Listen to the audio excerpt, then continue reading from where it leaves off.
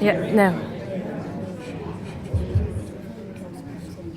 Good morning. My name is Paddy Connolly. I'm the CEO of Inclusion Ireland. You're all very welcome here this morning. I understand the Minister's going to join us as soon as he can. He had another commitment this morning, but he'll appear in at some stage when he can get out of the other meeting he's attending. So we're going to continue on anyway. I just want to thank a couple of people. Thank you all for attending. I met a group of parents in Limerick. Well, there's a lot of frustration that there's only one service that they can access, and many of them want to do something different, more bespoke for their family members.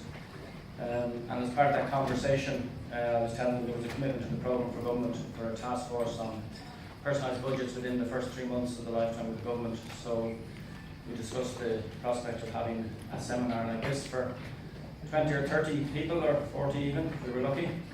And over a period of a week and a half, 2 weeks, it grew to 176 people. So that gives you an indication of the demand and expectation around more choice and control for people, that they would have a personalised budget that they could work with either through a broker, through directly themselves, or working with another service provider. So there's a growing demand for this. It's an important seminar. I'd particularly like to thank people who came at short notice.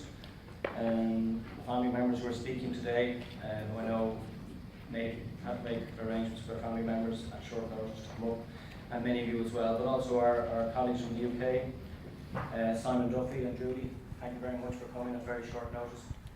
Porrick, appreciate you coming over. Rachel, thanks for coming up again at short notice to speak today. Martin, Avril, and Peter. Is that everyone? Fatal release, Meg.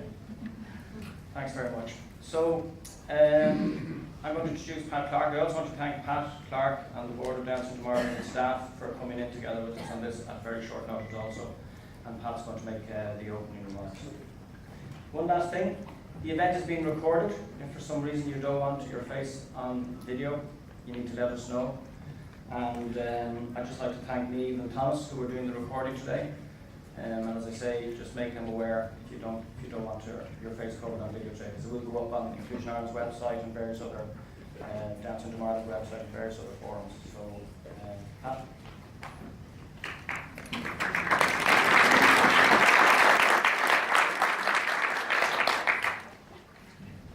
Thank you, Paddy, and good morning, everybody. I'm very welcome. You're all very welcome, and great to see such numbers, but it's also worrying that there are so many people here in many respects. Welcome to this timely and very important meeting. I also want to thank Paddy and Inclusion Ireland for this joint collaboration in facilitating this meeting, and I trust you will all be more enlightened and better informed about this issue when we finish early in the afternoon. And I'm sure that the Minister, when he gets here, will take on board the discussions and outcomes from today's session. Currently, almost 3/4 of the disability funding is spent on residential and adult daycare services. But however, there's been a very tenuous link, if any, between the funding levels and outcomes for people with disabilities. And funding levels are generally based on the previous year's outturn, with some minor adjustments. But there is no audit of outcomes for service users.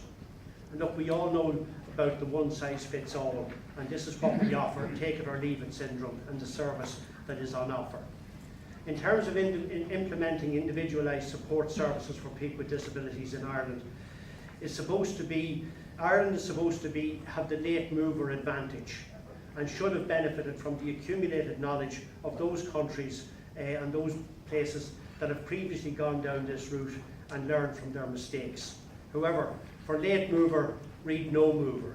There has been a gross lack of policy integration at many levels over the past number of years, and it is to the shame of the previous governments, and hopefully not this one, that this has occurred. We will be asking that a clear rollout of this policy be effected immediately, and asserting that further delay is not acceptable. We need to vacate the vested interest that prolongs the one-size-fits-all model, and aiming at the lowest common denominator when it comes to the deliveries of services for people with disabilities. I've been on a journey with my son, and I, like many parents and people with disabilities, can attest to the frustration and anger that we encounter along the way.